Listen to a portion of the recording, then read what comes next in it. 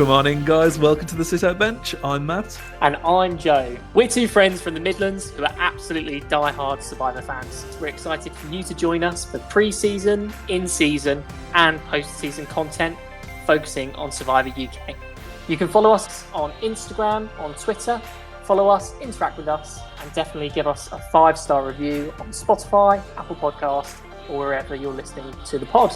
On today's podcast, we'll be doing our episode 3 and 4 recap. So take your spot on the sit-out bench and let's get started.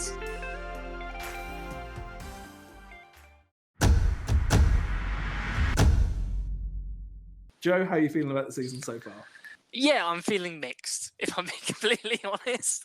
Obviously, it was a good weekend. Great to watch Survivor. I think we've got to be honest. Okay, we're 4 episodes in now. We're a quarter of the way through Survivor UK, and I'm getting more and more worried and losing faith that we're going to have a flipping decent pre-merge. There's nothing that's happened in the first quarter of the game. There hasn't been like an iconic moment or something that's really kind of inspired me.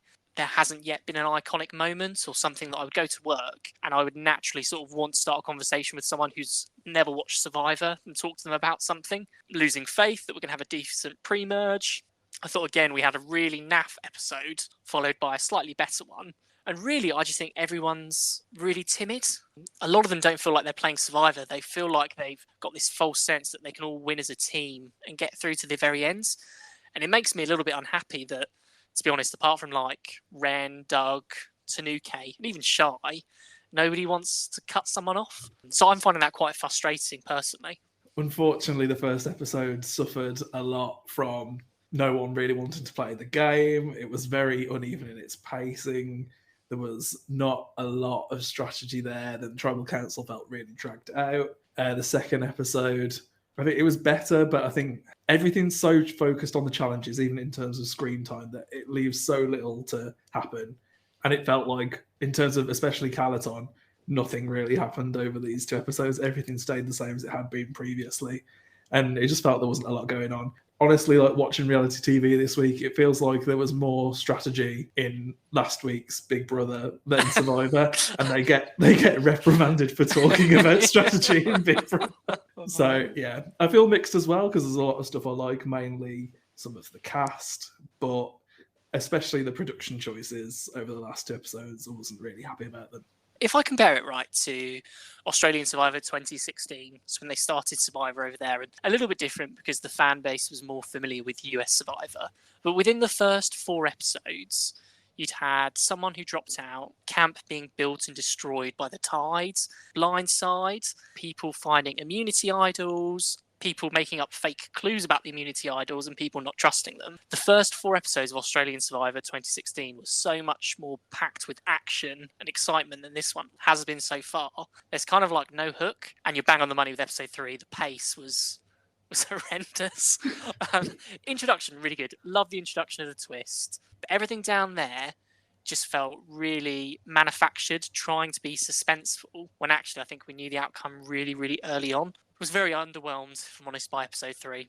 Yeah, I agree. And I think, unfortunately, we're coming off the back of a very good episode of Survivor US this week. 100%. So it's like the peak of what modern day Survivor can be. And then to come to watch this, it felt very flat. I know we're going to touch on some bits as kind of we go through the episode, but I definitely think at a high level as well, I think Lee is giving this season something that it desperately needs, which is drama. Absolutely. And I don't know if you've seen, Matt, his IG stories where he's deeply unhappy with the edit. I think he's just Lee. Well, one thing, is he a secret Uber driver? Because like every video I see of him, he's driving a car. But if he's a man of many talents. But if he's not an Uber driver, he should lean into this. He shouldn't be saying, oh, they've edited me badly. He should just lean into it and say, this is who I am. This is how I feel. I'm sure we're going to touch on some of the stuff around strength politics and around sexism and, kind of its role in Survivor. But yeah, that's my other overall feeling is I'm glad Lee's there because he's giving us the drama that we need in what's been quite a dry season so far. We'll touch on Lee more later, but to the base of it, I feel like I have to defend Lee quite a lot this episode because I think not only is he not doing what he's doing on purpose, I think production's quite a lot to blame for it. And also, I think he's actually playing one of the best strategically currently in the game. So we'll get to that later on. Cool. Well, let's kick in then straight into the episode. So we start off episode 3. Really interesting introduction. They decide to go with a recap from episode 1 and 2. And one of the things that I thought it was really missing is kind of that opening sequence that's kind of so iconic for Survivor. Then it really sets it off in like this big bang fashion. Yeah. Matt, are you feeling like you're missing an opening sequence? Definitely. So what we're getting at the minute is Joel standing on the beach saying, "Hi, I'm Joel. This is Survivor. It's a game where this will have to happen. Okay, what will happen today?" And then the big logo comes down. And then we get the Dominican Republic spy titles. And then it's just people being tired on a beach. There's no like big energetic opening title sequence. There's nothing feels epic about it. And I think tonally it's kind of boring, to be honest. And I think they have to trust the audience that they understand it, that they'll come back for some more. You're so right. It feels very soft introduction again, which we don't need. Just on the spy titles as well. Why on earth did they say 6:08 a.m.? I literally said the same thing. I was like, there's no need to be that specific. And was it actually 6:08? Probably not. I was genuinely thinking, is this an Easter egg? Is something going to happen? So it's 6:08. What does that mean? But yeah, anyway, so we have the introduction. I think we both agreed. It needs some sort of an opening sequence to kind of really set the tone well and just start the episode in a natural way that doesn't feel forced. Once we get in there, we're very much sort of starting to feel the fallout from Tribal Council. So we start off over at Calaton to begin with, where Nathan feels like the tribe is feeling really confident. He's talking a lot about building momentum. And we get an absolutely iconic scene where Lawrence is going skinny dipping in the water. He says that he's got a bony bottom. That's his words, not me. I think it's fair to call Lawrence the white whale from here on out. Matt, thoughts on the white whale? Lawrence was one of the many good moments of these episodes, I'd say.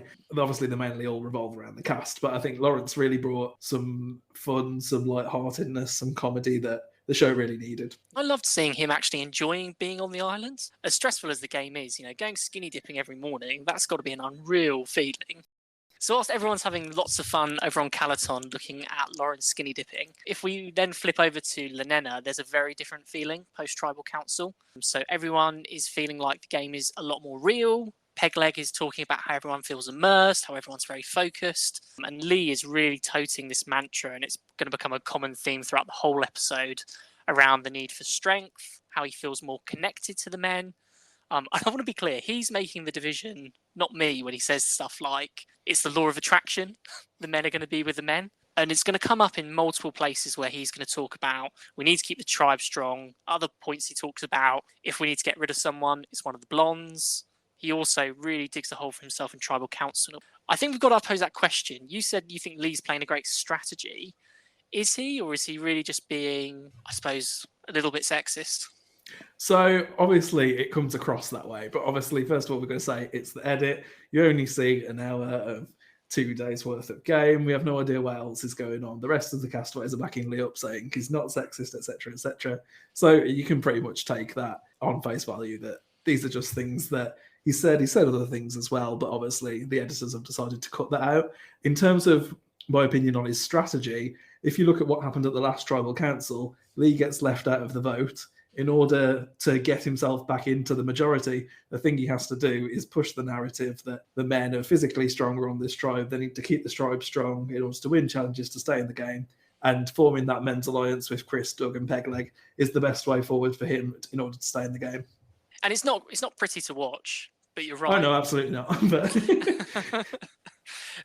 You are right in terms of strategy. That is a strategy. It's really easy to fall into this dynamic of its strength that's important over everything else. The part that I'm more confused about is why I understand why Lee is pushing that narrative, why it works for Lee, but I start to struggle to see how does that fit with everyone else's game. And immediately we get different cutscenes between Rachel, Ash, and Lee, where really they're just saying, actually, this doesn't work for us. The strength game doesn't work for us. I'd rather keep them around and get rid of Lee. So why do you think everyone's going along with the narrative that Lee's creating here about tribe strength is important? I have absolutely no idea why this previous alliance doesn't stick together. It seems to make more sense for them to stay together, keep building the trust they already have, but obviously they decide not to go that way forward. The only thing I could think that even makes the slightest sense is that everyone's predicting that come the merge, the tribes are going to go head to head. So there's not really going to be a break in those alliances. It is very much one tribe will come out on top and vote the others out. And so from that point of view, it is very important to go with the numbers. Wish it wasn't that way, but unfortunately I can see why maybe they would choose to go with that strategy. I personally place full on the lack of variety of challenges so far. I think obviously we see a really good one in the second episode with the building blocks and trying to balance the ropes and the platform. If that is earlier on in the game and people think there's going to be a bigger variety of challenges, the people we see struggle in that one, like Peg Leg, Nathan, these are people that haven't struggled in other challenges so far. And so I think if they put that earlier on in the season and had a few more puzzles, then people will be thinking about actually, is strength everything? Is there other types of physical attributes that we need to keep in the game? Really great point. You're right. The challenges that have happened in the past almost are getting people thinking these are what the challenges are going to be throughout the whole series. I was also really interested in what Doug said in kind of his confessional, where him and Lee are kind of describing. Lee says to him, let's go with a strength-based approach. Doug, are you in? Doug says yes, and he says, you really in? Which I love that Doug's getting that reputation already. But in his confessional, Doug just says, like, he thinks it's a stupid way to play. And he says that he's happy to let him do the steering and then cut him off when he needs to down the line, which is fine as long as that happens. Yeah. But eventually you could be left with an alliance that's not particularly strategic, and it's too late to cut him off because, you know, you're the target all of a sudden. He's not exactly a big strategic shield that you'd want to take forward with you into the merge or anything. With the game Lee's playing, as soon as people decide it's time for him to go, he's gone. Like, there's nothing he can do about it. Because we even see Ren and Doug saying that Rachel Ashley has to go. And I would guess that it came down to them wanting to keep Ashley strategically over Rachel based on what we saw. Obviously, we know that Chris still has that relationship with Ashley, and Ren and Doug do too. I think it has to be a combination of multiple things. And clearly, they felt that Rachel had to go. I do think it's hard because it does come at a time with Survivor more generally, where there is a narrative around women being voted out early and being voted out frequently in blocks, which is really hard. And you can't just, I don't think we can ignore as kind of commentating on it, the kind of underlying assumptions that are being made that maybe aren't right. Absolutely. And so it's a fine balance where I agree. I think some of it's the edit. I don't think Lee is doing it intentionally. But we also can't ignore some of the underlying questions that it raises about that perception of strength in a really raw sense. Yeah, and it's really funny because we see over the course of the 2 episodes that Lee fails at most of the challenges he takes part in. Like when he loses to Shy, the mud bath fight, whatever they call that one. But I do think we're lacking in equalizers. So I've loved the challenges that we've had so far. I thought they've all been really different, whether it's holding the weights, whether it's the one-on-ones, whether it's balancing the blocks. But in US Survivor, every single challenge has a puzzle in the pre-merge, and that is to try and allow for these different types of players to remain in the game. It is a huge weakness on this season that we haven't seen anything like that so far. One of the big gaps has been no puzzle in 4 episodes. Moving on from the post-tribal council, we then move into everyone's favourite part, into tree mail, where we're delighted again to get a roll of parchment from a piece of wood in the forest. This one's a little bit different. It's not telling us about a reward challenge or a immunity challenge. This one is letting everyone know there's an opportunity for one person from each tribe to go to the outpost to take part in a mental challenge. Lawrence is chosen for Calaton and Ren is chosen from Lenena. What I thought was really interesting is that Ren clearly knows what the outpost is, but they have to play dumb and just pretend that they don't and sort of ask, what is the outpost? But Ren clearly knows what the outpost is. This is one of those moments where Ren is showing that they know the game and how it's going to advantage them being a super fan of it. So they know that they can go on this. They kind of volunteer themselves to do it. The rest of the tribe agree, obviously. Does the note ask for the quickest thinker, doesn't it? I think so, yeah. There's definitely a mental challenge in there. I think quickest thinker is about right, yeah. Because I found that interesting because the actual thing that's involved There's Is it nothing to really do to do with with quick it. thinking? Like, it's not like anyone could have done that. But yeah, I think Ren positions themselves very well to go there, and we find out that they have a dilemma between three choices, which obviously the big fish and some vegetables, the middle fish and a few vegetables, and they can get a clue to the immunity idol, which they have to share with one person, or they can take a potato and get a clue for themselves. How did you feel about these choices? Because I thought that it was kind of a setup regardless of what they chose. So initially, I thought the choice was obvious, and we were live texting about this in real Yeah. time. And the obvious choice is the middle The fish. middle fish, yeah. It's substantial enough you can go back and you can sell this is a reward, whilst also giving you the advantage that you need. I've actually shied away from that though over the last sort of 24 hours, 36 hours. And here are my thoughts of what I think are the real options.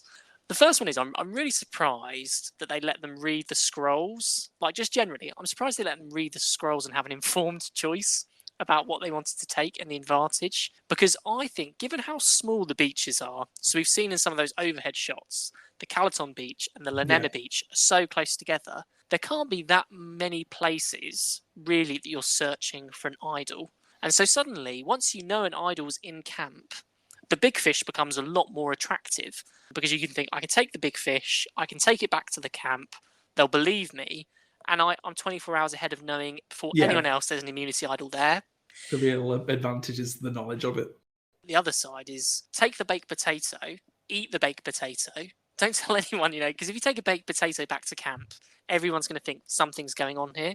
Take the baked potato, take the clue, eat the potato, and when you go back to camp, just say, yeah, sorry guys, I lost the challenge. I didn't win anything. And that way, you've had the best of all three worlds. You've got the clue, you've eaten some food, and I think that's probably your best cover.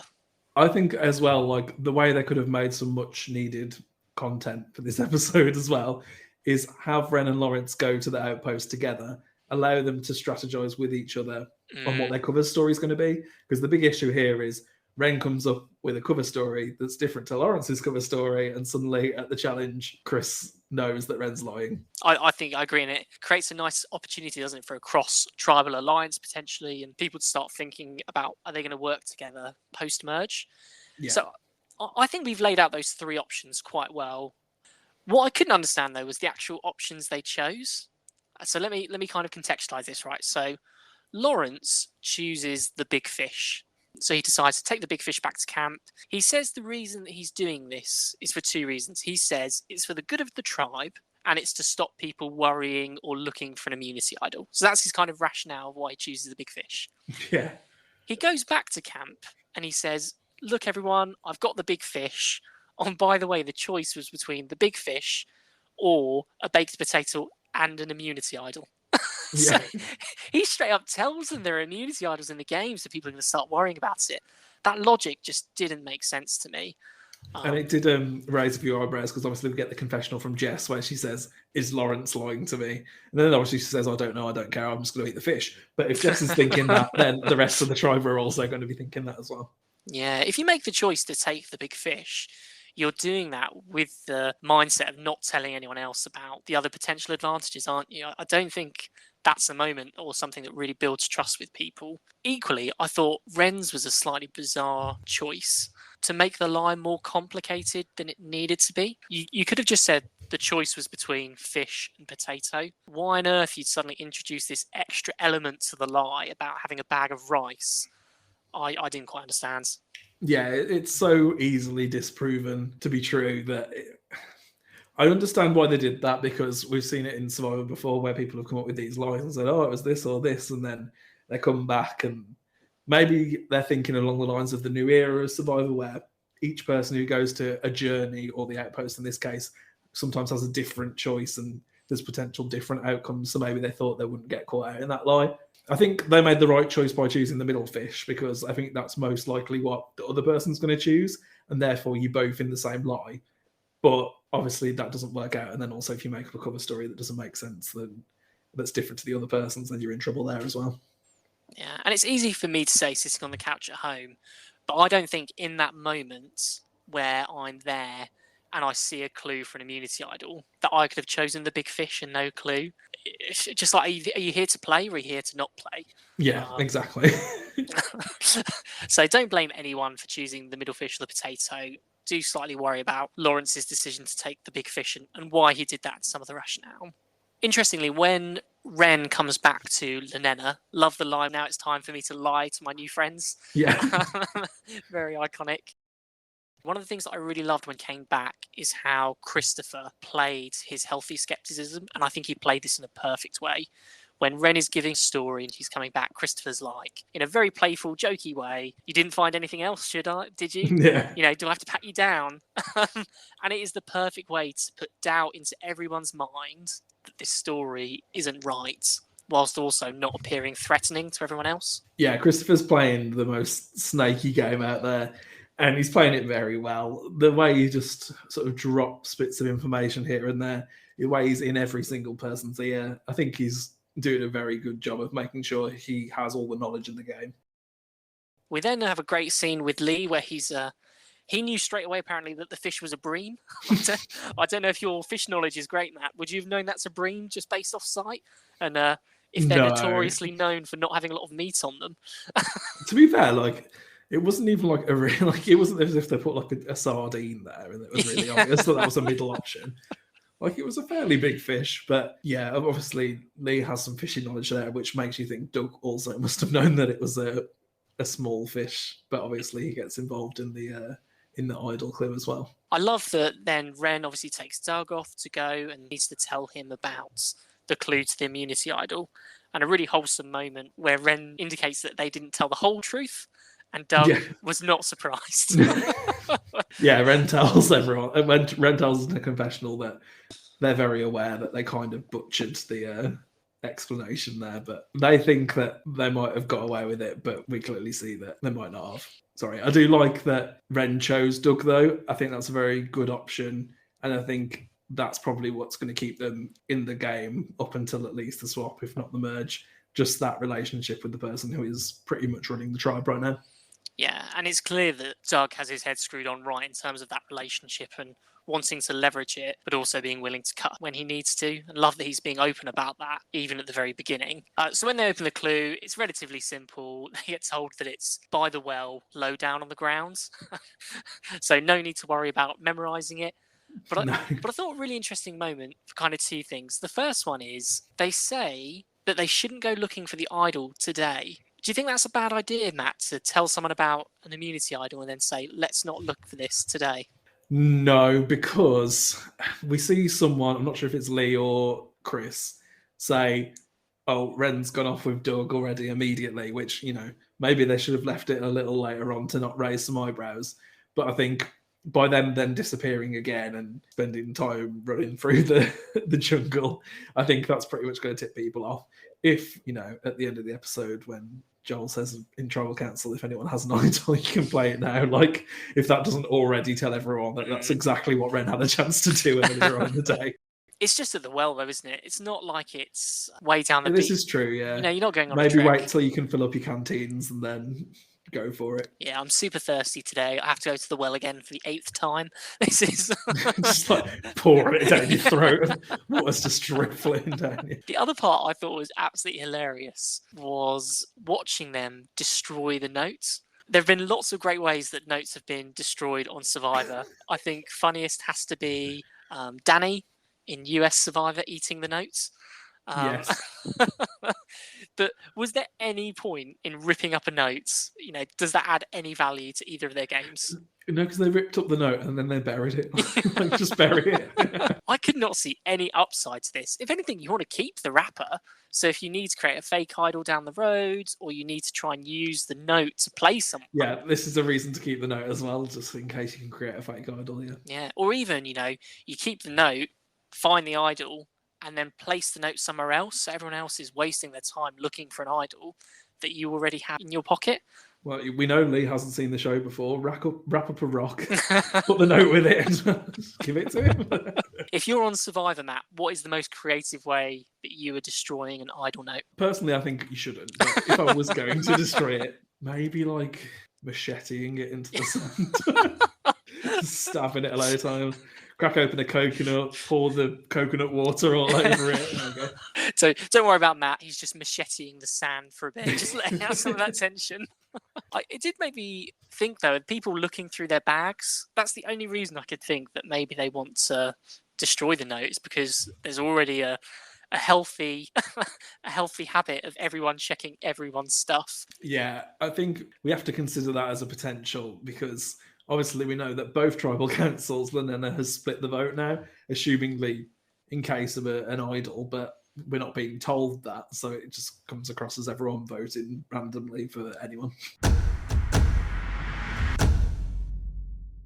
We then move to day 7 on Lenena. Ash is talking very much about how Lee has become the leader since Sabrina has left, how the tribe feels slightly divided, so it's fallen into kind of a boys' club, and points out that she believes that the 3 individuals who are being targeted are kind of the weak women on the tribe, and that the best way to kind of move forward is to avoid tribal council. Lee is very positive about wanting to smash the challenge, and he feels very confident in his team. Chris also wants to win the challenge, but for more strategic reason, so he can keep the numbers. Meanwhile, over at Calaton at the start of day 7, Lawrence has grown a fantastic beard already. I'm extremely jealous of how fast that thing can grow. And I thought we had a really authentic moment from Leilani as well, where she was being vulnerable and very much about the realities of Survivor, about being on the out. Yeah, definitely. Leilani's very much the star of Calaton for these 2 episodes. But yeah, I feel like the fact that she kept getting these confessionals where she says, oh, I really need to prove my worth in the tribe, and then obviously we'll see later in the challenge that doesn't quite happen. It was kind of signalling that she could potentially be in trouble still, and that people are still looking at her as the weakest member of the tribe. Yeah, and got to be hard going on Survivor when in your heads, you know, I'm sure fans like you and me, we've played this out thousands of times, where we're always the star. We always get kind of the hero edit. And it's got to be really hard getting out there, being quite successful back home and not connecting with people in that way. But at day 7, we're only 20 minutes into the episode and we already go to the immunity challenge. Calaton is already stood there waiting to see who from Lenena is voting out. Immediately, Shy spots that it's Sabrina. Really interesting moment. Tanuke calls Sabrina her nemesis. Yeah, so it feels so weird to leave that in if you're not going to explain why. Like, just cut it out. Yeah, I don't think they've been on any head-to-heads. No. Also, iconic moment with Pegleg. No sock stuffing was needed.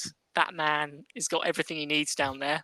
I think, like, they looked clean as well, or has he been keeping those? Like, did they just allow him to bring an extra pair of underwear on because it has Union Jack on it? Like, I think all of them. I know Calaton keeps talking about how bad they smell, but all of them seem to have a lot of different clothes. Yeah, they're all wearing different things every episode. A lot of swapping. The challenge is a Survivor Classic.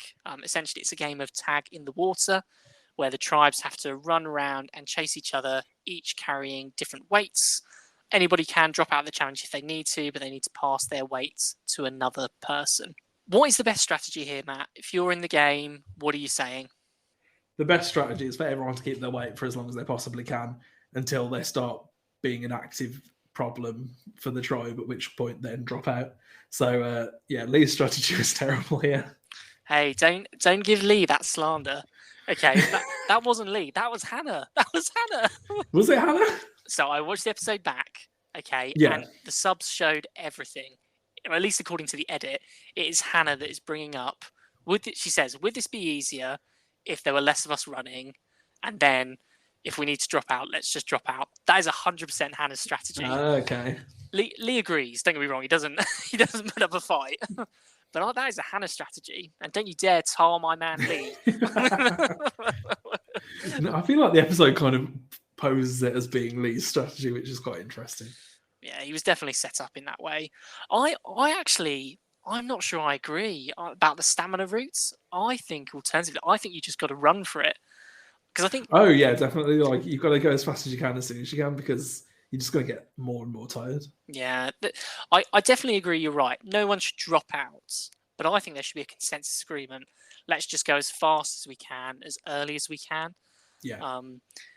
Because I think if you go fast, the other tribe has to go fast. And so you're both getting burnt out at kind of a similar rate. And then it becomes like an endurance thing. Easy for us to say, I suppose. Yeah, I would be terrible at this, but what I found interesting, there was the deeper and the shallower side. I don't remember that ever being a thing on US Survivor, but that added quite a complicated layer to the challenge. Yeah, and I think Nathan's approach was 100% the right one, and that challenge has been on Australian Survivor where they've done the same thing, running the shallows, stay consistent in the deeper ends. That was 100% the right way to go. What I didn't appreciate was Joel's jokes during this challenge. I didn't mind them too much. I mean, there was a couple that were a bit like, really? But yeah, the two that I thought were too much were What Do You Call a Man in Water, Wade. That was horrific. And he says, this isn't a war, this is water. You know, that was too much for me, man. Like, flipping heck. It really took me out of it. And I thought Joel was better these 2 episodes for the most part, but those 2 again were just editing choices. I would have cut that. Yeah, I think you just gotta accept that that's what the vibe is going to be with Joel. I think obviously if they're putting his puns in, they like the fact that he's making puns, and it's very British targeted, which I understand, but it is a bit much sometimes. Yeah. So in the challenge, we have 2 very different strategies. Lenena is very much going for let's go as fast as we can to try and catch these people out. If you need to drop out, drop out. You know, we'll take the weight and we'll just run with it.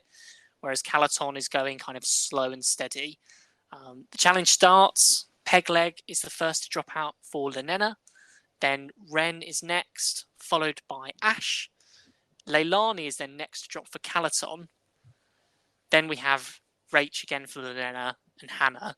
And we're in this very uneven environment where we have 3 of the guys for Lenena still going around trying to catch them against 7 still for Calaton, going really, really steady. And it felt pretty obvious, you know, when so many people dropped out, what the outcome was going to be. Were you surprised that Calaton won the immunity challenge? Absolutely not. I think as soon as Ash and Ren dropped out, I tweeted Lenena are done. Like, there's no way they would have continued. And both of them would have easily done that. Because if you're looking at the other tribe, like Jess seemed to be struggling at the very end, but like she was fine for the most part. Like they could have all lasted way longer. I think Pegleg, it was a case of probably his leg probably causing an issue in terms of moving through the water. Yeah. He needed to drop out there, but the rest of them, there was no need for it, really. I think Hannah put a pretty good performance in, actually, because she stayed for a very long time there. Yeah, no, agreed.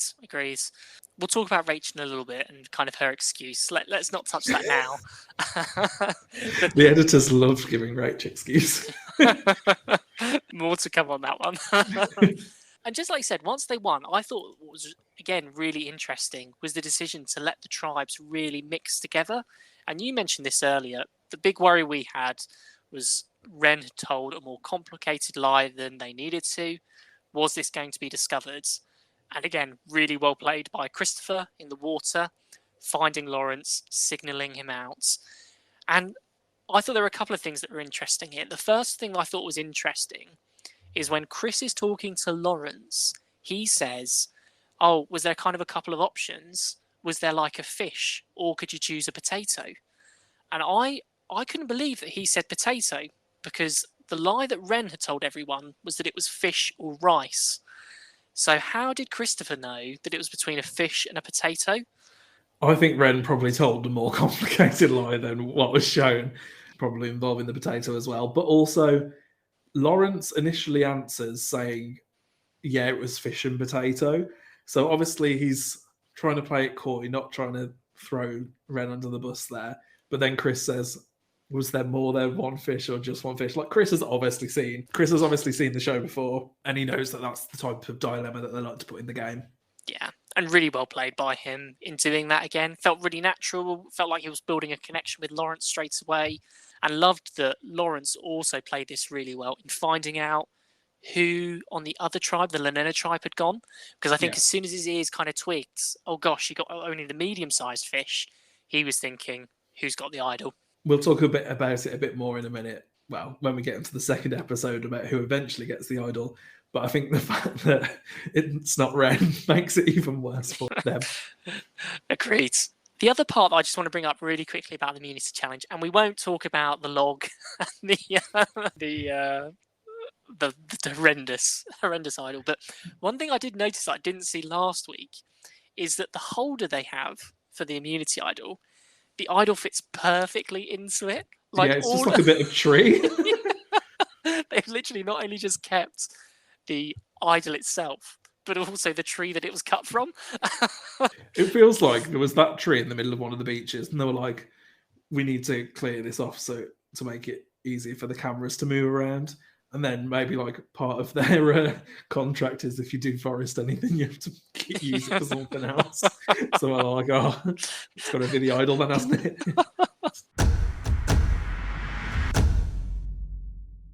We are 30 minutes into episode 3.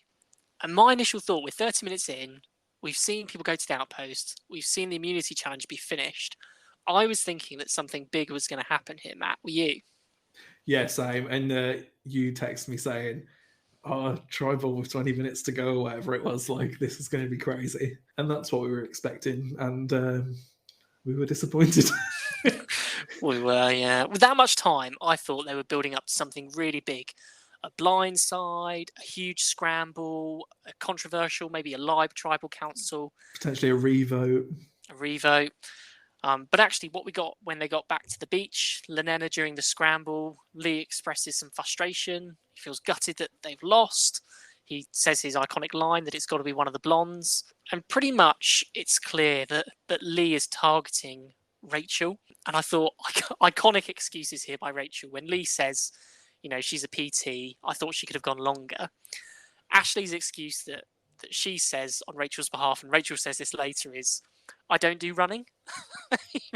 I mean, I'm sorry, it was so bad. It wasn't really running in the challenge anyway, was it? But in Rachel's defense, I'd like to bring attention to something she said in her cast bio, which was that directly before going on the show, she was dieting for a photo shoot. And she says that what they ate on the show was actually more than what she was eating for her diet. So I think at that point, everyone was just dead. And I don't think there was anything she could do about it. But yeah, I think if she'd have known, then she probably wouldn't have been doing that extreme a diet before the show. Dude, this is the same person who told us, I volunteered. That doesn't mean I asked to do it. Even though she's a trained vocalist, she struggled with breathing. I thought it was a cop-out, if I'm honest. I just think, you're panicking. You think you're going to get voted out. You know that you didn't perform well in the challenge. You know there's not really a reason that you can put your finger on for doing it. So you're just spouting out any excuse under the sun. Truly iconic excuses, but yeah, not convincing at all. One of the things I thought was really interesting is Tanuke has revealed that in the kind of the casting process, one of the things that happened at the final stage was a bleep test. Yeah. Now that doesn't necessarily mean that they had to perform well in that bleep test. Well, true, yeah. But clearly she does running, I think running and wading through the water with 10 kilograms on your back is two very different skills, personally. So those are the two people who are up potentially to be voted out. It's either Ash or Rachel. And again, we just go back to this real sort of confusing environment where these are the only two names being thrown out. But what we hear are clearly Ash and Rach wanting to vote out Lee. Okay, So that's two people. We have Christopher, who says that he feels like Ashley and Rach are the two people that his best friends that he's closest to. That's 3. We have Ren, who says if she has a choice, it would be Lee going out. And we also have Doug, who's already called the strategy stupid. That's 5. That's a majority. Yeah. Why are these people not banding together? Yeah, it was kind of mind-blowing to me. As I said earlier, the only reason I can think is that I felt like they were going to get demolished by the other tribe. But even then, I don't think that's necessarily true whatsoever. And it was just confusing to see this group of people who built up a majority alliance decide to just not do that for some reason and keep everyone else in the game. Because it's not like at this point, Lee and Pegleg have been completely instrumental in winning the challenges. It's very much been on Doug to do that. So, yeah, I just thought it was very strange. And even at that point, Hannah wants to flip as well and be like, yeah, let's keep the girls together. So, I personally thought that, like, Lee was definitely going to be blindsided here, and I couldn't believe that they decided to just get rid of Rach. Yeah, this was easier, 6-2 majority. It should have been. You're right. Hannah should have flipped as well. I think this was one of the most clearest moves to make. It goes back to a point you've made, though. Lee must have a really good strategy, and he must have people around him that he is really forcefully directing in terms of what should happen. I think people are just nervous to make a move, and whether that's just because it's the first season. I thought it was going to be a Lee blind side up until Rach and Ash started talking about voting for each other. Yeah. And that was the moment where I just knew it was, all hope was lost. Yeah, definitely. And I just like the strategy beyond the strategy of keeping the numbers together as well. Like, if you're Ashley and Ren, Rach going home means that you're one of the two people that are next up for the chop. So by keeping Rach, you're guaranteeing yourself an extra round on top of this round, getting rid of Lee as well.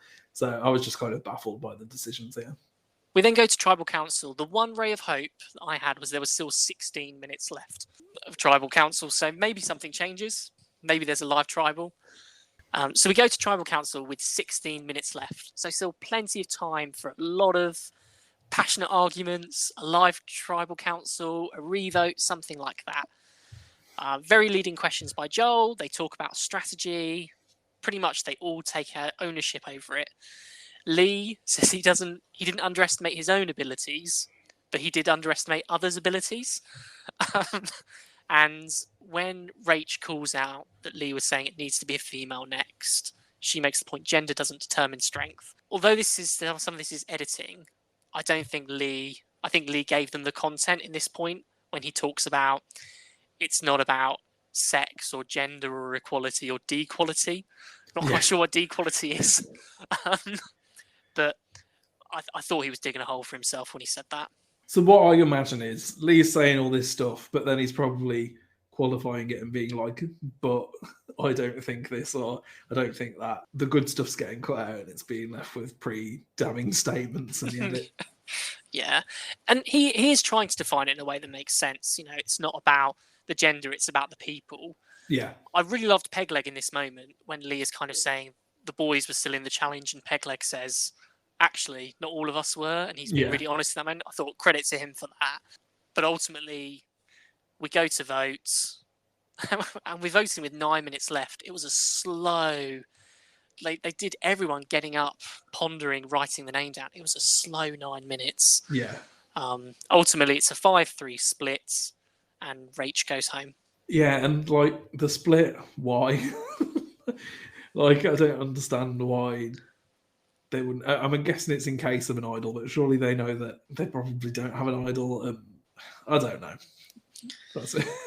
That's the other thing we didn't mention is if Ren was really against what was happening, then they could have gone to find the idol. That could have been a big thing. I think production was kind of banking on that, if I'm honest. Yeah, that definitely.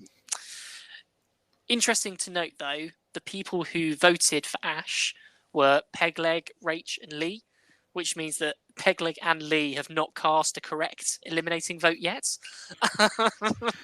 So once again on the wrong side of the votes. Yeah, and weird because Lee was the one pushing for Rach anyway. So. Yeah. It must have been a prior agreement to split at camp. That's the only reason I can think. Yeah, and also I thought to quickly point out Ashley's hand must be better because we didn't say anything about that this episode. True, miraculous recovery. We never saw that picture, Ashley, so we're not even sure it was injured in the first place. Let's do a quick in requiem of Rachel. How are we going to remember her? I mean, some great confessionals. Obviously, calling out Sabrina in the first episode, calling out Leah in the next episode that they went to tribal. I think it's a shame, really. We'll remember her for her creative excuses, but not too much in the way of anything else. The fact that she somehow, despite being in the majority in the first round, got ditched purely because Lee decided that she needed to go home. I think that's how we remember her. Someone who didn't like Sabrina and someone who couldn't either hold their breath or run. It's pretty... But actually, someone who I could see coming back maybe on another season, a second chance season. I'd love to see Rach back, but I don't know. Will we even get Survivor back? That's the question at this point, isn't it? Yeah. Well, let's touch on that at the end. And The other thing I want to note, terrible week for me in the fantasy. I had Rach down as my Hawkeye, the person who I thought would cast the most correct votes. I mean, 1 out of 1. Hey, she's 50%, man. She voted Ash. But it's not just me who has to bear that shame. Matt, she was in your final 4. She was. Nearly picked her as my winner pick over Doug. Glad I went for the very correct choice there. But yeah, Rach had bags of potential, but she just wasn't able to bring any of it into fruition. Yeah, agreed. Overall, I think neither of us were impressed with episode 3. Poor pacing, obvious outcome, really, really slow. And also, I was just going to say, like, the negativity that came with the let's target the women kind of made the whole episode feel a bit icky, especially with the way it played out. Yeah. I think we can see some alliances forming, but they're not alliances that are really built on strategy or friendship. It just feels like an easy path to take in a way. Yeah, and I will say next Lenena Tribal actually could be very interesting here, because you've still got Ren, Doug, Chris, Ash, Lee, Pegleg. Hannah could go anywhere. So really, anyone could go at the next Tribal for Lenena. Let's go straight into episode 4 then. Obviously, we start over at the Lenena tribe, just post-Tribal Council, or the next day, I should say, after Tribal Council. Thought it was really interesting. They start off eating. They're still eating really well, having fried pineapple for breakfast. And everyone's sort of commenting that they didn't feel good about what happened at Tribal Council yesterday. Ashley's nervous. She's talking about the boys' club. Ren didn't feel comfortable. They want to win the next challenge. They don't have to do it again. Chris also confirms that he's enjoying kind of the boys' club alliance, but it just felt like no one was really proud of themselves for what happened the night before. Yeah, and I think this is interesting because it's the same sort of thing that Calaton's saying, where they're saying, oh, we don't want to vote anyone out, etc., etc. But Lenena, it's like we do want to vote people out, but also we don't want to vote people out. So I think it's a bit more of an interesting feeling on that tribe. Yeah, and maybe this is why we're the fans and we haven't been cast. So one of the things I specifically remember saying when I was going through the casting process and I was in the in-person stages is they talked to me about the challenges, and they were like, are you excited to take part in the challenges? And I was like, look, I love challenges. I love competing. I'm very competitive. I'm very salty if I lose. But I also said, if I'm honest, the only reason I want to do a challenge is so I can get to Tribal Council and cut someone. That's my mentality. Is the challenges are just like the fun and games. The real game is happening at Tribal Council. Yeah. And people just don't want to be there for some reason. I think not wanting to be at Tribal is fair in terms of wanting to keep the numbers, but also, like, as you said, the real game is at Tribal Council. So it's kind of like, yeah, we're here to play. We want to do these challenges, but when it's actually time to play, no one wants to play. And maybe it's too early to think about resume building, but is anyone going to take credit for a Rach vote out? Is that a good thing to have on your resume? No, I mean, we tend to say that pre-merge tribals don't matter too much when it comes to actually picking a winner anyway. But in terms of even positioning people, like, I don't think anyone's really done anything to position themselves well. You could say maybe Chris is in the middle, Doug's in the middle, Ren's got a good partner there, but in terms of who's positioning themselves to be able to take control of these votes, like, no one's really got a grip on the numbers there. Over at Calaton, very different tone. Everyone's very pumped up from winning 2 challenges, except for Jess, who is frustrated about the sleeping conditions. She wants that memory foam pillow back. It does look pretty intense, that shelter. It doesn't look comfy at all. Yeah, Jess really keeps giving with these confessionals. And I really love hearing about the living conditions and how she's finding it. And I think that's like part of Survivor that the UK version is replicating really well, like the fun chat about what's going on, how they're living, how they're surviving. So they're succeeding in that part. I just feel like it's other areas that are the issue. Yeah. I thought it was a really funny moment that comes a little bit later on where Jess is talking to Shy and she says, I saw a really big toad.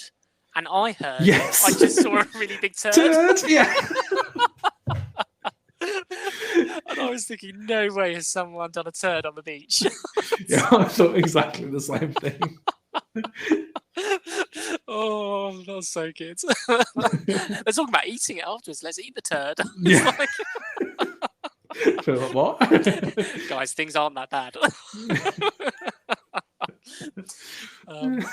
Immediately after Jess has sort of talked about her desire to have a dream pillow, we then get Shy, who's still on the outs socially. And I think Tanuke says some pretty brutal things. Yeah, I was surprised at this because I really thought like it wouldn't be as bad. I thought Shy would be able to recover from this, but truly brutal. Like to sit at home and watch someone say you have no social skills 3 times in one episode, like it's harsh. Yeah, man. I'm very worried for Shy here because it doesn't even seem like he's doing anything that wrong. It just seems he's not able to build the social connections that he needs to. I thought that the combination of he's not very smiley, he's not a good team player, and he has no good social skills. Yeah, where does not a good team player come from? Like, he wants to Yeah. get that shelter done, he's been winning the challenges. Yeah, I don't quite see how that one's... And it's sad that, again, he's clearly on a tribe, and he says this, of people who are very, very extroverted, and he hasn't been able to connect with anyone. And interesting that Leilani said a similar thing in episode 3. You know, they're just sort of 2 people that aren't maybe in that kind of, not that clique, but the group of people who really just resonate with each other quite naturally. We then move to Lenena. Pegleg and Doug are really lasered in on trying to find the immunity idol. I thought it was an absolute fantastic moment where Pegleg is saying, Doug, I trust you, because if we find this, I've got nowhere to hide it. Dude, you've got a fake leg. You have the perfect place to hide an immunity idol. That might be very uncomfortable, though, to me. He only has to get it back to camp, you know. But who's going to say to him, sorry, Peg, can you just take off your leg so we can search it for an idol? This is true. Pegleg is saying that he wants to find the immunity idol because he doesn't want the girls to have it because he thinks the girls have control. I think that's more maybe superstition than reality. Yeah. And then Doug, I did have a dum-dum moment where Doug says, I have an idea where the idol is hidden. And in my head, I was like, yeah, no way. Because Ren told you where it was. Yeah. And he did say that afterwards. But just for a moment, I thought he was just going to say, oh, I think I know. I think I know where it is. I thought, because I couldn't tell whether Pegleg was always wanting to go and look at the well or whether Doug was like, we should go look by the well. Because for me, if Pegleg says, oh, it might be near the well, if I'm Doug, I'm saying, oh, no, I don't think it would be near the well. Why don't we look over by the rocks? I saw some rocks over there that look like they would be a good place to hide an idol in. Because really, it's very lucky that Pegleg doesn't find it because he's literally standing above it. And I think it comes back to that point of these beaches aren't huge. There's only so many places it can be hidden. So the well seems like a pretty obvious choice. Obviously, there's a bit of a standoff between Doug and Pegleg as they both search for it. Doug sees it out the corner of his eye, squats down on the bench, and ultimately Doug comes away with the immunity idol that is good for 3 tribal councils. Nice twist here, Matt. Yeah, this surprised me a lot, actually, because I thought if they're introducing immunity idols for the first time, like, you're going to just have it be standard, be until the final 5 type thing. So I was very surprised that they'd put an expiry date on the idol. Yeah, I think that's almost to force the action to get him to use it, hopefully in the next 3. Yeah. The next 3, let's assume they're all elimination. That gets you pretty much to the merge, doesn't it? It's basically pre-merge idols on each beach, I think. When Doug comes back, he tells Ren. Should he have done that? I think yes, because if you don't tell them and then you're looking for it together, you can't find it, I think there's just going to be a bit of suspicion brewing. And Doug clearly wants Ren to be his ride or die anyway. So I think at that point, there's nothing to lose. And I know earlier he said at the right time he might cut Ren, but I think by having that idol in his pocket, he's in power and there's not really much incentive to get rid of them until they become too big a threat. Don't you think Ren is just going to be ticked off? Wouldn't you be ticked off? Usually, yes. However, the fact that he says Pegleg was right above it, so I quickly grabbed it, like, I think that's the justification that he needs to say, look, I've got the idol, this is how it happened. I really think this only gives power to Ren in a way. So obviously they don't have the idol. That would have been the ideal thing, that they would have found it themselves. They would have chosen to share it with Doug. yeah, that's top tier. That's option A. But I actually think this option's not bad because knowledge is power. Yeah. So if Ren wants to flip it, use the knowledge that Doug has an idol to plan a big blindside or to bring other people in to an alliance with them. Whereas I don't see the upside for Doug as much. I think Ren was already with him. I didn't see as much upside for him as I did for Ren. This definitely puts Ren in a decent position. But I also think it's a nice way of building trust and making sure that they're in it together, especially, as you said, because it has the 3 tribal limit on it. At that point, realistically, he's not going to want to stop working with Ren. So I think there's risk, but there's limited risk, in my opinion.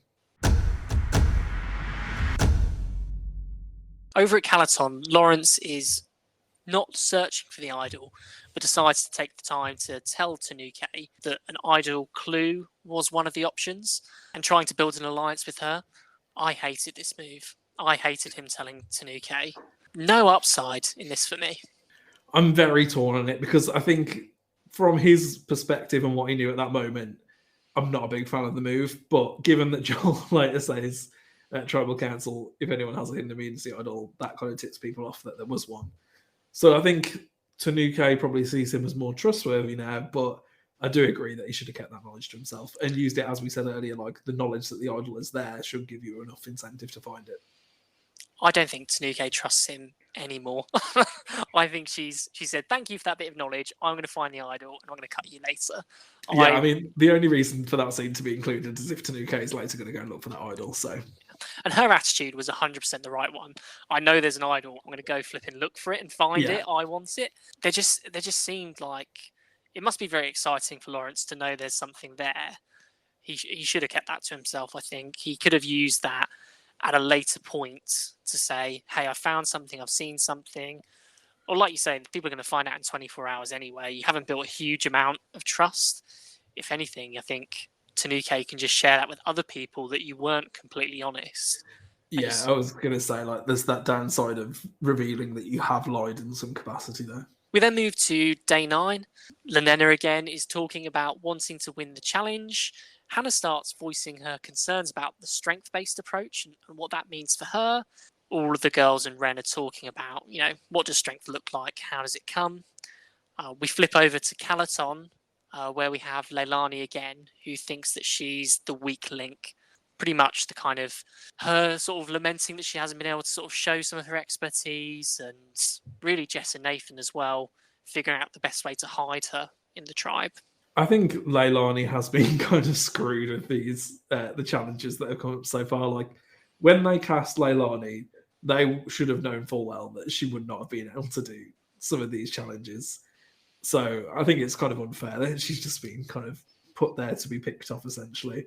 And so I think I'm very pleased with the look that falls into her later on in the episode, but there was nothing, and there's nothing that she could really do. And this challenge actually does show her attributes and what she can bring to the tribe, and still people just shrug their shoulders at it. So I think she's kind of screwed from the offset.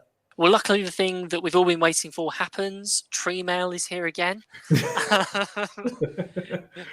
This time it's letting them know that there is going to be a reward challenge. Rachel from the Calaton tribe has her first confessional since episode 2.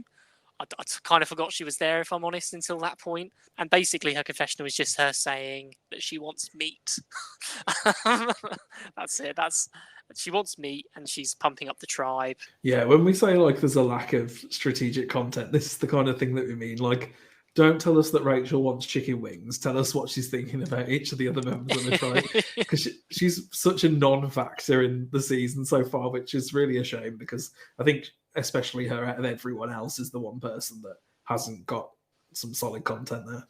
We then have Lee also giving his strong opinion that losing is not an option. So Matt, I watch, as I do always, Survivor with my family. My wife is not a huge Survivor fan. I think lukewarm at best. But even by this point, she's looking at the screen saying, I hope he loses. Yeah. I hope they get his own. And luckily they go to the reward challenge. There's some shock at who Lenena have voted out, or the teams ultimately put into a head-to-head challenge called Trench Run. Again, another really big sort of Survivor classic where two individuals either end of a watery trench have to run through the water and try and ring a bell first. They can wrestle, they can pull each other, and the reward here is very British, a good old-fashioned barbecue, which was great to see. I bet you enjoyed Joel casually eating the sausage because telling them what the price was. There are a couple of great lines. I love the crunch on the sausage as Joel ate it. Yeah. I also there's a line later where Lawrence says, "We're one step closer to the sausage." Did you see Leilani's Instagram story? No, I haven't seen it. What did you do? I can't remember if either she said it or one of her fans had added her and said the joke, but they said, "When you reinstall Grindr after a month." One step closer to the sausage. That's the main thing. We have a couple of really good head-to-heads here. The first one that we see is Ash versus Leilani, both of whom are really fighting to try and prove that they do have some physical strength and they're good for the tribe. Leilani puts up a really good fight. She's hanging off Ash at one point, but ultimately Ash takes it. We then have Pegleg against Lawrence, where Lawrence wins. We have Hannah against Rachel. Lee's commentating from the side, swim through it. But Rachel, with a great strategy of pulling Hannah's pants back so she can ring the bell. We then have Shy versus Lee. And I thought there were two interesting points here. The first one is that before this round has even started, Matthew, for some reason, is really confused why Shy has put himself forward to do this before him. I didn't get that. Yeah, I thought this was a bit rude how we got from the side that everyone was saying, he insisted that he go in and do it. Obviously, he shows them that it was the right decision, which I thought this was a great moment for Shy here, and hopefully this is the start of his redemption with the tribe. Definitely. Shy smashes Lee. Lee, I think, just tries to hold him too much, and Shy just fights through and wins that round. Huge shout of joy from my wife when this happened and Lee lost. And by his own logic, you don't perform in challenges, you're next on the chopping block. He's one of the blondes. Maybe that's what he meant when he said one of the blondes. He was including himself. So Shy takes the victory from Lee. We then had Jess versus Ren, where Jess won. I thought really good challenge overall. I really like this one. Really nice mix of physicality and a bit of strategy. What do you think was the best approach from all of the people? I like this challenge. I have no problem with the challenge itself. I did do a bit of an eye roll, and it wasn't anything with a puzzle or anything again. Yeah. But in terms of strategy, I think Rachel proved herself quite physically capable when she basically just barged away down that trench. I'm not even sure what the best strategy. I think it just comes down to knowing the first place to grab your opponent and knowing how to throw them off balance the best. Like we see Leilani get dragged into the mud there, whereas other people were less successful in being able to pull people back. So I think it very much depends on knowing your strengths and knowing how to knock other people to the ground. I wanted to point out like Ash got a victory there, but I bet if she tries to ever bring that up, saying as an asset to the team, they're going to say, "Well, you're up against Leilani." So it's not that totally agree. There's no way she's getting credit, unfortunately. I would have liked to see just a little bit less water. I thought it was too deep in the middle. When I've seen that challenge before, it's usually knee height, so you get a bit more physical contact. Yeah, that's a bit more interesting.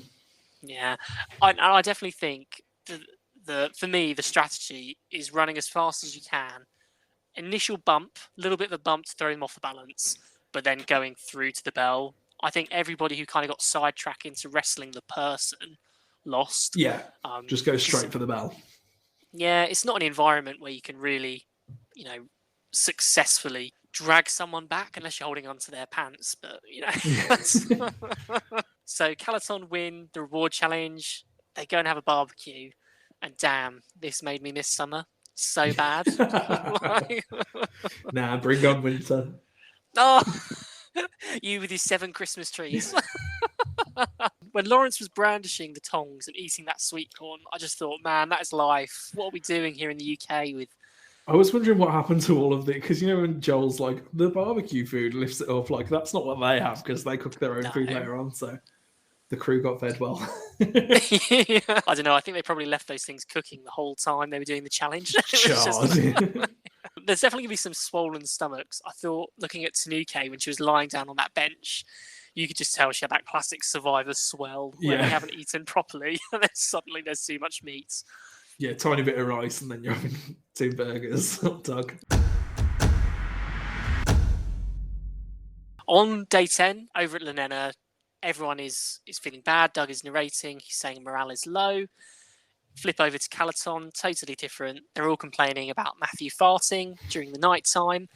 And we get a great little, I suppose, I don't know what the word is, montage maybe? A montage of Matthew. And I thought what's really interesting here is he says he's 21 years old and he's had 22 jobs. Yes. Is that possible? Does that just mean you're bad at your jobs? Like, I love what he said. I'm a jack of all trades, but a master of none. Don't think so, mate. I think you just worked in a couple of fast food chains. I want to know, when you hand that CV over, how do you explain the revolving door that you've got stuck in? Like, I don't know. Let's work it out. Okay, let's say he started work at 16. Okay. Yeah. And maybe add a paper round like 14, 15. Okay, let's add a paper round in pre-16. Yeah. And then 16 to 21. He's got 5 years. He's still got 21 jobs. So he's doing 4 jobs every year. So you kind of have to assume that some of them are simultaneous, surely. Do you think one of them's like, I did Goodwood Festival for a day? Yeah, maybe it was a rep in Ibiza for a week or something like. Yeah. maybe like tends his nan's chickens. I did do some searching. I couldn't find him on LinkedIn, so I couldn't see his professional history. Matthew, please send us the list of all the jobs that you've had. We need to know what falls into these. I agree. Ibiza rep, bricky, probably did a day in McDonald's, didn't like it. Hospitality is a pretty loose job, though, isn't it? I suppose there is lots of change anything, there. Yeah. How many jobs have you had? I've had 2. That's okay. You're solid. You're building a career. Yeah.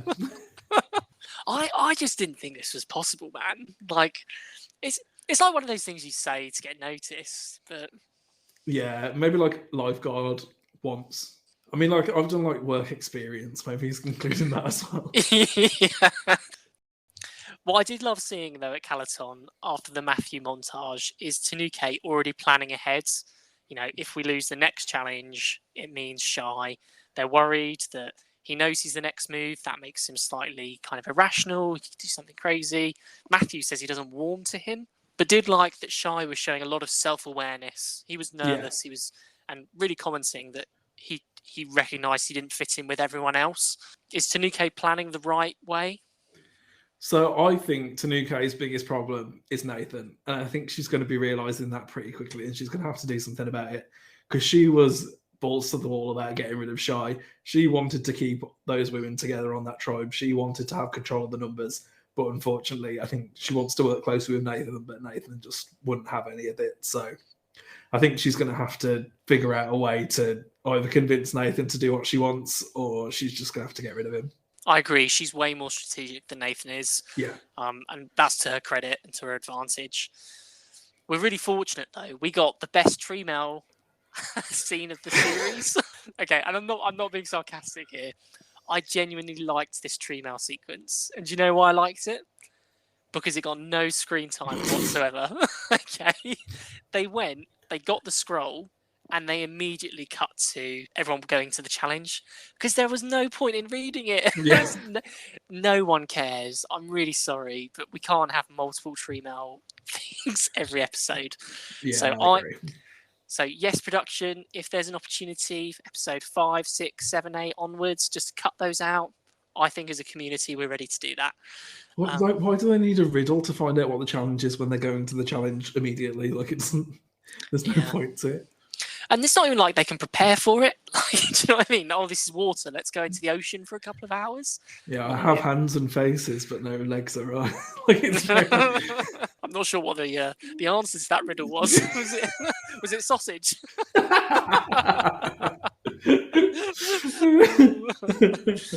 Okay. So after Tree Mail, we get a couple of montages of everyone walking to the beach. Nathan's talking about momentum. Shai's talking about how he wants to win, so he's not going to get voted out. Lee's doing the classic, I don't want to lose. And Hannah's also just talking about how she's aware of the strength strategy and what that could mean. We go to the immunity challenge, and as soon as I saw it, my excitement was just gone because I've seen this before. This was on this, spoilers. This was in the trailer. Was it? Yeah, did you not get that? Dude, that's why I No. texted you. Yeah. As soon as I saw that structure, the circular one with them standing on the spots, immediately I know Lenena wins that because in the trailer they were all hugging around that structure. I didn't even notice that. I was really happy with this challenge because obviously, A, it's not a massive physical one, and B, I haven't seen this variant of it before. I'm not sure if they do it like this in Australia, but in the US, obviously, they usually do it as an individual immunity challenge. Yeah. I couldn't quite work out the name if they were calling it Dicey Business. It was Disky Business. Was it Disky Business? Like risky, but disky. But yeah, it's very pun-based. Challenge names. I thought a couple of notes, and again, this challenge, you had to take it in turns to walk across a narrow beam and place blocks spelling immunity onto a disc that was being pulled, I suppose, or held up by all of the different tribe mates pulling on a string. I thought a couple of things to note here, and I'll run through really quickly, and then you can tell me what you thought. I thought Pegleg, that was amazing to see what he did. From struggling at the beginning to really, really being able to balance well. That was really, really impressive. Lee as well, credit where it's due. Cool as a cucumber, had the most balance out of everyone. Very, very impressive, and did kind of like that everyone's almost knocking him for saying it's just brute strength, but actually his balance was bang on the money. Yeah. And also Nathan's struggling. Classic big feet problem. Yeah. Has lots of upsides, but big feet can be a bad thing. What were your key takeaways? Yeah, so I thought it was beautiful to watch all the people that had been succeeding in the challenges struggle in the challenges. And then to give praise to like Leilani, Ash, who all managed to do it fairly well. Yeah, Lee, I was very impressed with his performance. Obviously, balance is a big part of boxing, so I'm not surprised there. With peg leg, I feel like if you're going to cast someone with a peg leg, then like make sure your challenges are fair and they're able to do it. Like, it's one thing having weaker people and stronger people on a tribe, but if it disadvantages someone who you've cast who has a disability, like, that's not great in my opinion. I thought this one was fairer than the water challenge though that they did. Oh yeah, the water one was way more unfair. I don't know, Peg, like obviously like, no, I want to be able to do it. And, like, it doesn't matter to me that, he still wants to have the same opportunity as everyone else. But I think it is something that production needs to keep in mind. I thought this was a good challenge overall. There was a really good tension whenever someone stepped off the balance beam, obviously they had to start again.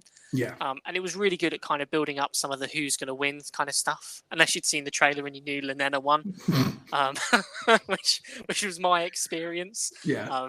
I actually did go and make a sandwich when the challenge started because I just knew it took it all out. And I think that's why definitely moving forward, the BBC have to be more careful with spoilers. Yeah. And to be fair, I'm going and looking for it. I'm not expecting everybody to analyze the trailers, but those are the little things that just aren't necessarily needed.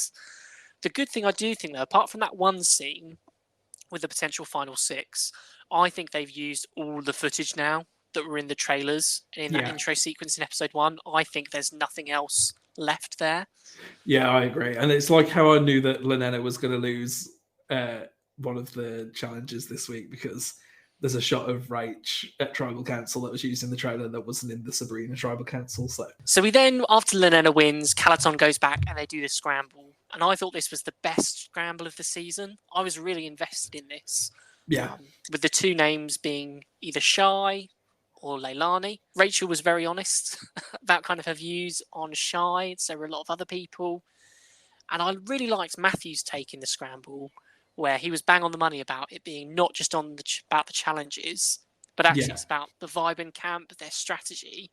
And I think he articulates the problem that we've been talking about really well, where all the other players just aren't seeing that. They're just focusing too much on the challenges. And the scramble was very challenged. Who's doing well in challenges based?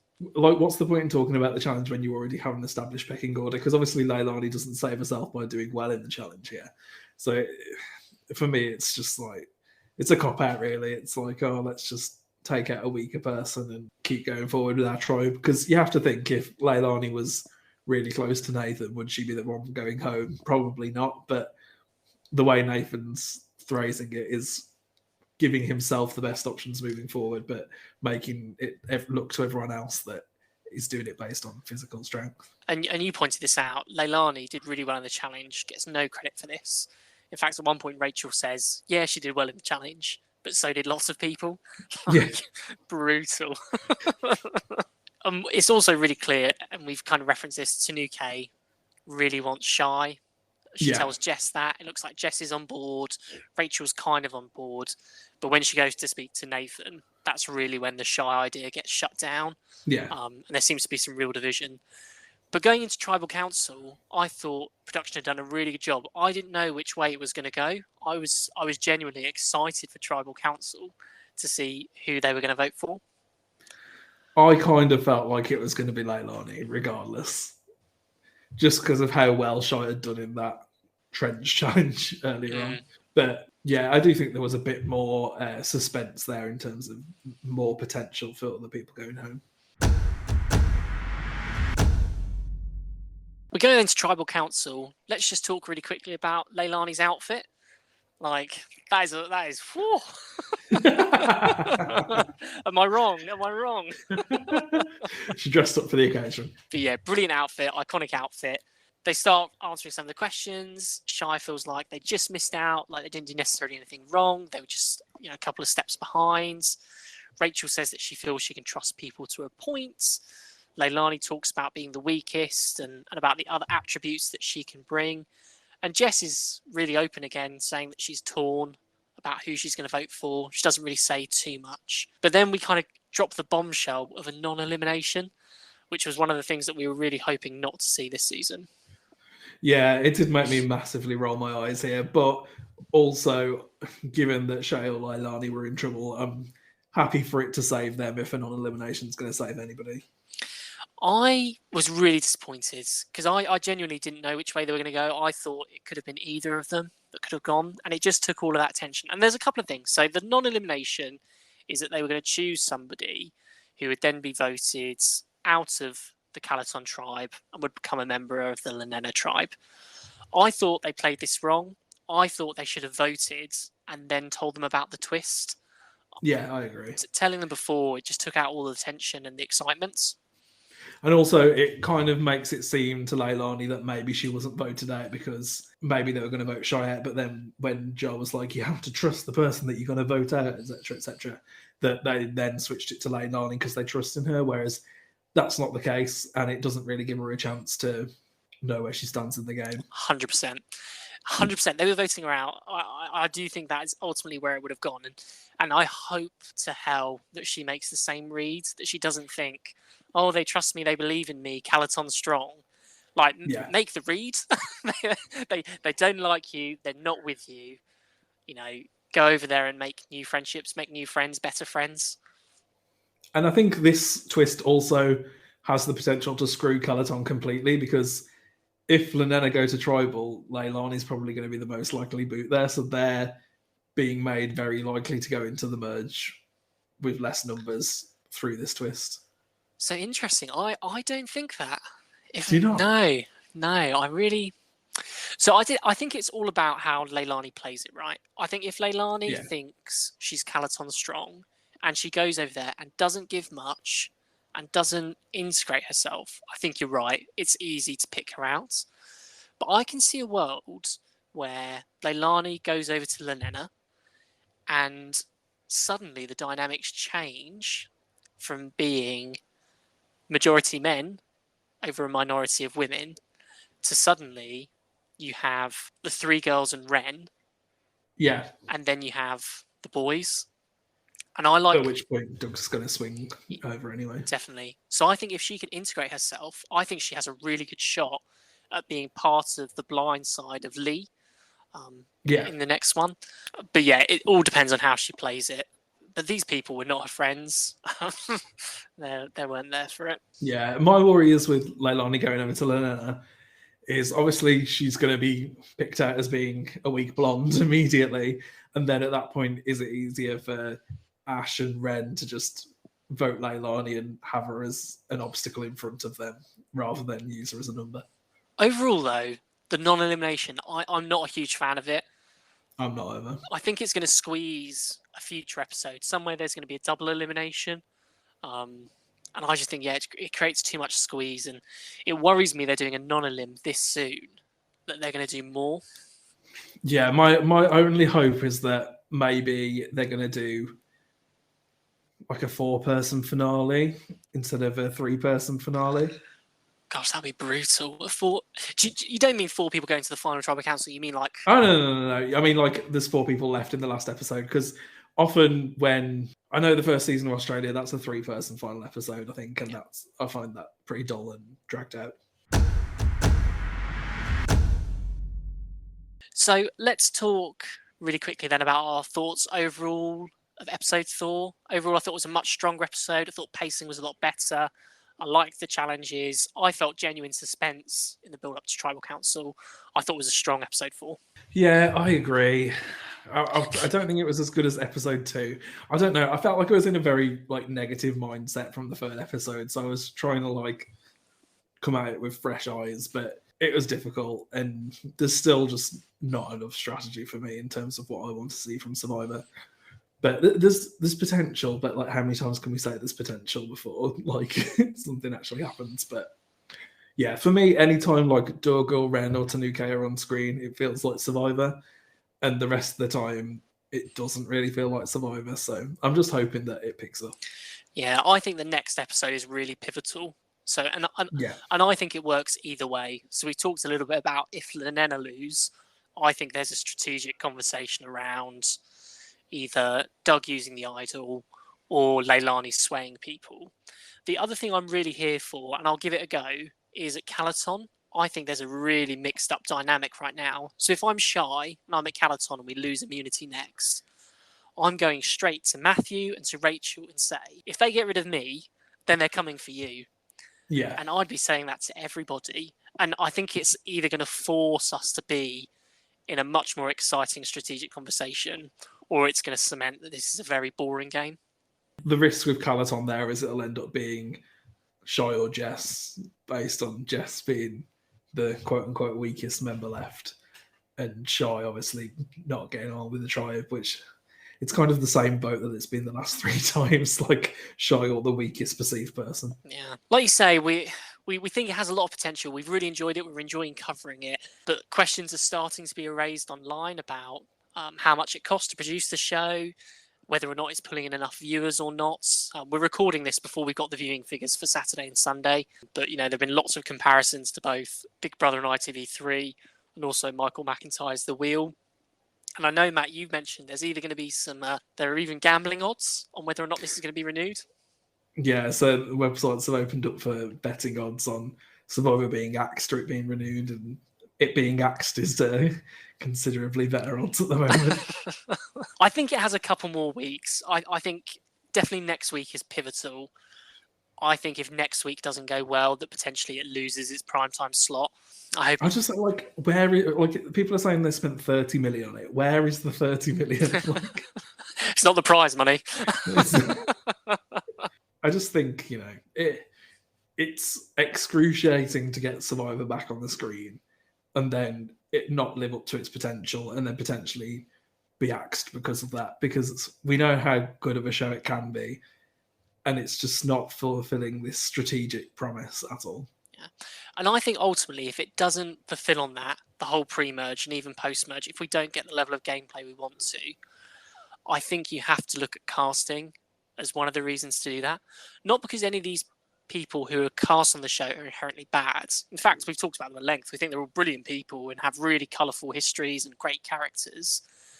But they've chosen people who are not playing the game, or not all of them, but some of them are not playing the game particularly bravely.